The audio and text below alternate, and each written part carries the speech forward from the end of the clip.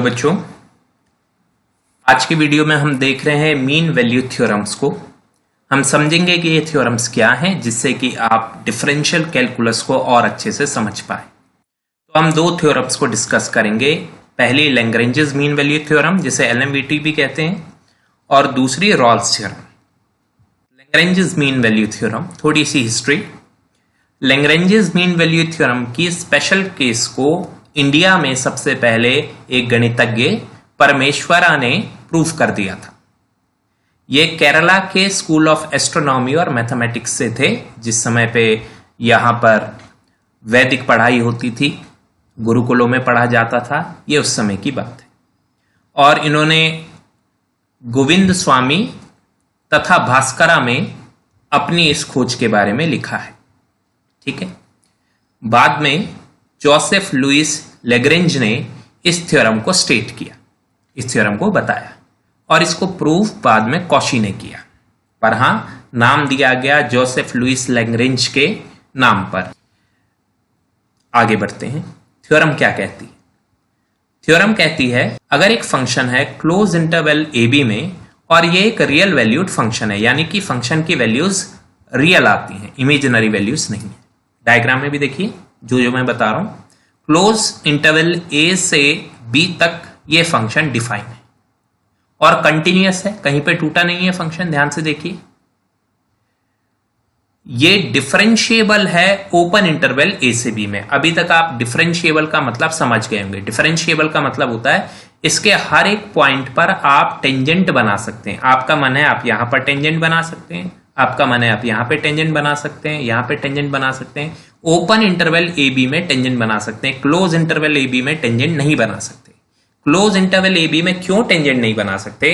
Close interval का मतलब हो जाता है बेटा, ये जो पॉइंट है ये पॉइंट भी इंक्लूड करना है और ये पॉइंट बी भी इंक्लूड करना है। तो जो ये पॉइंट होते हैं, शार्प एजेस होते हैं, इस पे तो कभी टेंजेंट बनता ही नहीं। ये तो हमने बेसिक डिफरेंशिएबिलिटी में सीखा। अगर आप इस पॉइंट पर टेंजेंट बनाने को कहें तो हम नहीं बना सकते, इस पॉइंट बी पर कहें नहीं बना सकते। हाँ, पर इन ए बी को छोड़कर जितने भी पॉइंट्स हैं उन सभी पॉइंट में इधर से लेकर इधर तक जहां भी फंक्शन बना हुआ है उन सब जगहों पर टेंजेंट बनाया जा सकता है। इसलिए हम कहते हैं ओपन इंटरवल ए बी में डिफरेंशिएबल है। बात समझ में आ गई? फिर अगली बात, ए बी से छोटा है, तो नंबर ए नंबर बी से छोटा है। Okay, then there exist some c. तो कभी भी ऐसा फंक्शन है ऐसे क्लोज इंटरवल ए बी में, तो कोई ना कोई सी आपको ऐसा अवश्य मिलेगा इस नंबर लाइन पे, जो सी ओपन इंटरवल ए से बी के बीच में होगा। ये सी ओपन इंटरवल ए से बी के बीच में होगा। और इस पॉइंट सी पर अगर आप फंक्शन को देखेंगे, ये है फंक्शन की वैल्यू पॉइंट सी पर, और यहां पर अगर आप टेंजेंट बनाएंगे तो इस टेंजेंट का स्लोप इस सीकेंट के स्लोप के इक्वल होगा। मेरी बात समझ गए? सीकेंट या फिर कॉर्ड कह लीजिए, जो पॉइंट ए और बी थे उन पॉइंट ए और बी को ज्वाइन कीजिए, इससे एक कॉर्ड बन जाएगी। इस कॉर्ड का जो स्लोप है, स्लोप समझते हैं ना, एक्स एक्सिस के साथ बनाए गए एंगल का tan, तो इस कॉर्ड का जो स्लोप है ये बराबर होगा इस पॉइंट सी पर बनाए गए टेंजेंट के स्लोप के। ये थ्योरम कहती है। थ्योरम इस बात की गारंटी लेती है कि ऐसा कोई ना कोई पॉइंट सी आपको अवश्य मिलेगा। ठीक है, क्लियर हो गई बात? तो पॉइंट सी पर बनाए गए टेंजेंट का स्लोप होगा एफ डैश सी, और ये जो हमने कॉर्ड बनाई इसका स्लोप ट्रिग्नोमेट्री के अकॉर्डिंग इसका स्लोप होगा परपेंडिकुलर अपॉन बेस। तो ये लेंथ कितनी होगी बेटे? पॉइंट बी पर, जो ये पॉइंट बी पर फंक्शन की वैल्यू है, ये टोटल हाइट, ये है एफ बी, और पॉइंट ए पर जो ये हाइट है ये है एफ ए। तो अगर मुझे बस इतनी हाइट पता लगानी है तो वो होगी F B minus F A. ठीक है, तो ये परपेंडिकुलर पता चल जाएगा। और बात करते हैं बेस की, तो ओ ओरिजिन से बी तक की लेंथ में से ओरिजिन से ए तक की लेंथ जब माइनस करोगे तो ये बेस भी पता चल जाएगा। तो बेस है बी माइनस ए और परपेंडिकुलर है F B minus F A. मेरी बात क्लियर हो गई? तो फिर